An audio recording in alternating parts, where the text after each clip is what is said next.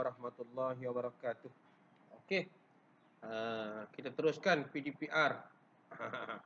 Pembelajaran di rumah awal-awal untuk menguasai bab tingkatan 5 KSSM 2021. Kita dah habis bab 3. Kita dah belajar kedaulatan, kita dah belajar perlembagaan, dah belajar tentang fungsi Majlis Raja-Raja, dah belajar tentang demokrasi berparlimen. Hari ini kita dah sampai kepada bab 4 tingkatan 5. Cuba kita tengok, pelajar boleh rujuk buku teks. Okey, tajuk kita ni ialah sistem persekutuan. Kita gede-gede sikit, tak mau gede-gede cantik Kita okey, sistem persekutuan.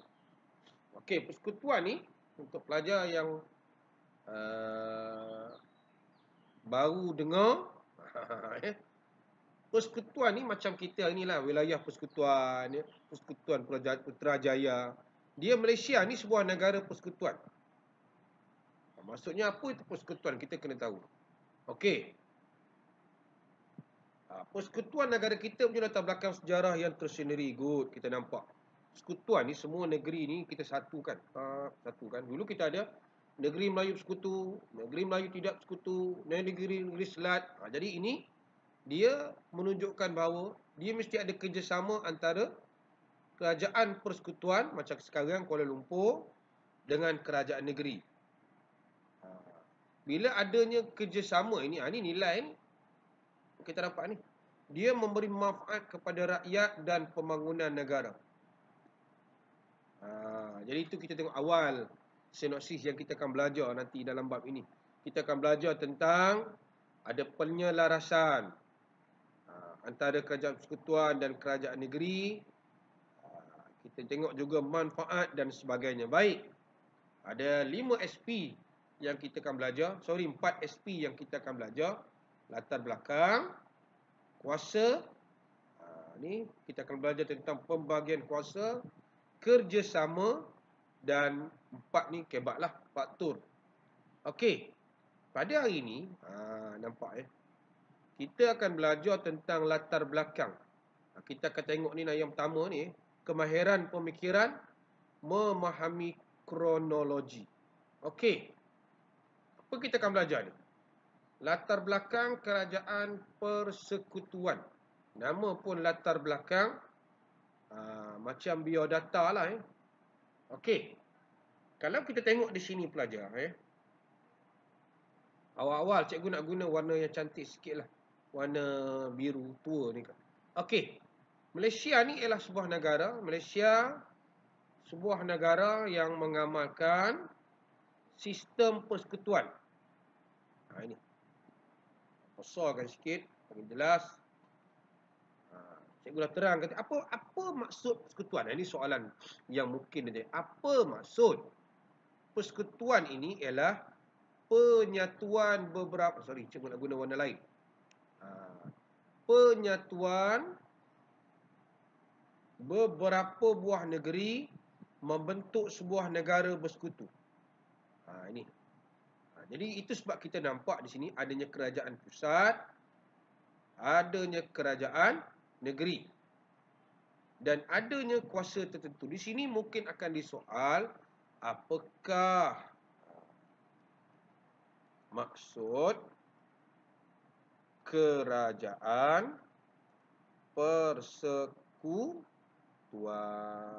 Okey, kita nampak di sini. Ejaan salah satu. N. Okey, baik. Okey, kita nampak sini. Ini ada sejarah. Itu sebab kita belajar ikut kronologi. Okey, kita tengok yang pertama ni. Kerajaan persekutuan di negara kita ni. Okey, kita nampak dah ada di Negeri Sembilan. Negeri Sembilan kan negeri yang mengamalkan sistem demokrasi kan. Okey. Kita tengok tahun 1895. Kita baca sikit di sini. Kita ambil ayat disatukan sebagai satu konfederasi. Maksudnya disatukan Rembau, Tampin, Rembau dan Seri Menanti. Ini nampak. Gabungan inilah kita panggil sebagai persekutuan ni. Pin dan Seri Menanti. Okey. Lepas itu kita nampak gabungan ini makin bertambah. Kita nampak di sini makin bertambah. Dan kita nampak inilah akhirnya membawa kepada pembentukan Negeri Sembilan. Dia ada 9 daerah. Kita nampak Dan kita nampak ini yang pertama pada waktu itu. Untuk mereka ni menerima satu residen yang pertama, iaitu namanya Martin Lister. Ini Negeri Sembilan. 1895. Tengok lagi, dia pergi sikit. 1896. Jadi kita nampak di sini, dia gabung, tadi cikgu dah sebut dah. 1896 ni kita ada Negeri Melayu Bersekutu. Apa tu bersekutu? Negeri yang ada sistem residen. Walaupun dia bersatu, kita nampak. Tapi ada kekurangan juga. Dia ini tidak mempunyai agihan kuasa dan fungsi khusus. Maksudnya antara kerajaan negeri dengan kerajaan persekutuan. Banyak dibuat oleh kerajaan persekutuan. Sukar sikit lah. Yang pada waktu itu pusat pentadbirannya di KL lah. KL. Okey, nampak? 9 dan juga Negeri Melayu Bersekutu. Tengok peta ni. Sultan Idris Perak lah. Sultan Ahmad Muazzam. Ini Pahang. Ini Negeri Sembilan dan Selangor. Ini 4. Ini terlibat dalam sistem residen. Negeri-negeri Melayu Bersekutu. Sebab negeri-negeri ini ada sistem residen. Baik. Tadi kita belajar tentang satu istilah konfederasi. Jadi bawah ini, dia dah tulis dah. Apa itu maksud konfederasi? Samalah macam persekutuan. Konfederasi ini ialah gabungan negeri yang berdaulat dalam satu ikatan. Dia kata ikatan pada waktu itu longgar.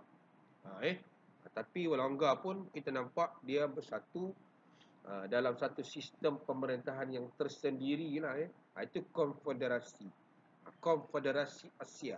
Bola kan? Okey. Next, kita ikut kronologi. Sambung. 1927. Makin cantik sikit. Kita nampak di sini. Majlis ini distrukturkan semula. Ini sambung.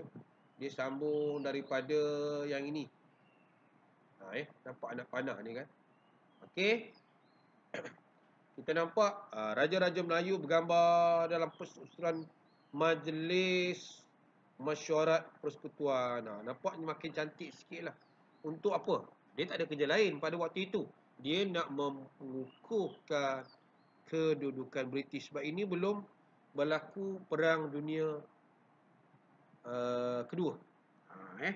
Jepun belum datang. Okey. Kita anggap lepas itu Jepun datang. Cantik lagi dikemaskan. Kita pergi kepada Kesatuan Malaya. Ini Malaya Union. 46 Malaya Union lah. 48 Persekutuan Tanah Melayu. Okey. Malaya Union kita tengok dah belajar tentang 4 tentang ciri-ciri. Kita nampak poin di sini apa? British menyatukan semua pentadbiran negeri Melayu. Serta Pulau Pinang kecuali Melaka.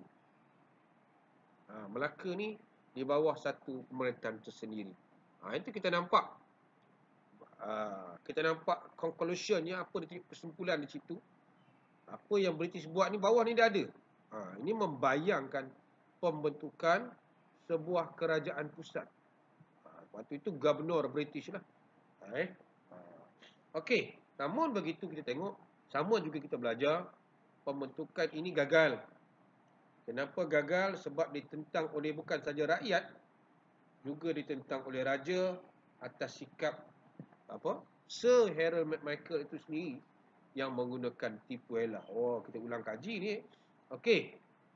Seterusnya gagal, tubuh pula tentang Persekutuan Tanah Melayu, pelajar tolong ingat ni, jumlah ini satu gabungan 9 buah negeri, 2 buah negeri selat.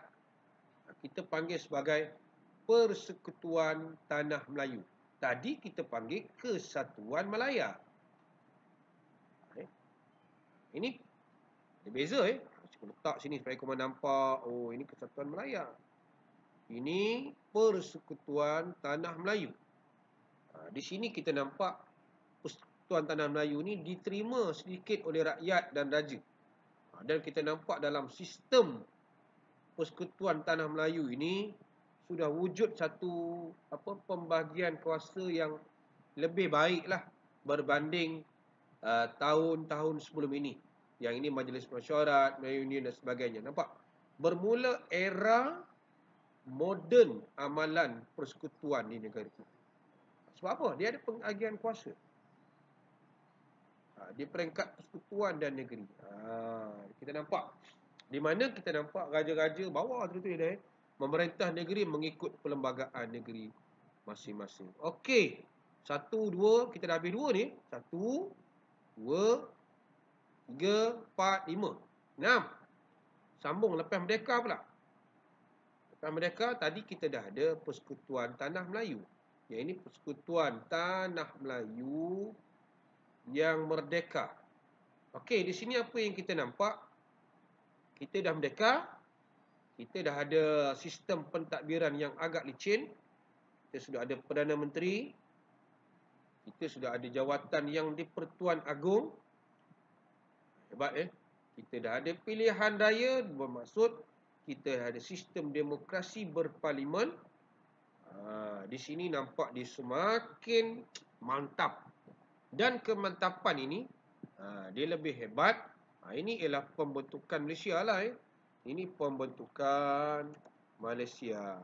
Ini merdeka. Tadi 9 ni. 9 buah negeri kita nampak di sini. Ini makin lama makin banyak negeri yang bersatu. Kita dah ada di sini pada 16 September 1963 lahirlah persekutuan yang ada berapa? 11 buah negeri. Waktu itu ada Singapura, ada Sarawak dan Sabah. 3 1, 2, 3. Kita nampak di sini. 2 buah negeri Borneo dan sini kita nampak sudah ada 9. Dan sudah tukar daripada Kesatuan Malaya, Tanah Melayu Merdeka, dan hari ini dah tukar namanya ialah sampai hari ini Malaysia kita sudah berjaya. Nampak? Aman, makmur, bahagia. Itu lagu tu. Kita boleh tengok, cari lagu tu kan. Ada banyak lirik-lirik yang cukup puitis untuk kita mengenal pasti nilai-nilai yang ada kan. Malaysia abadi selamanya, berjaya dan berjaya. Itu kita nampak. Baik. Itu kita nampak bawah sedikit kesimpulan. Habis kita dah subtopik yang pertama. Nampak? Diikut kronologi ada 6. Sorry, ada 6 pula. 1, 2, 3, 4, 5. Atas 1, 6. Sini dan sedikit sini K7 lah. Boleh tapi ada 6 perkara perlu tahu. Okey. Cukup setakat itu anak-anak. Cikgu pun ada kelas lain. Demo pun dah mula masuk. Tak sabar-sabar. Okey. Terima kasih. Jumpa lagi.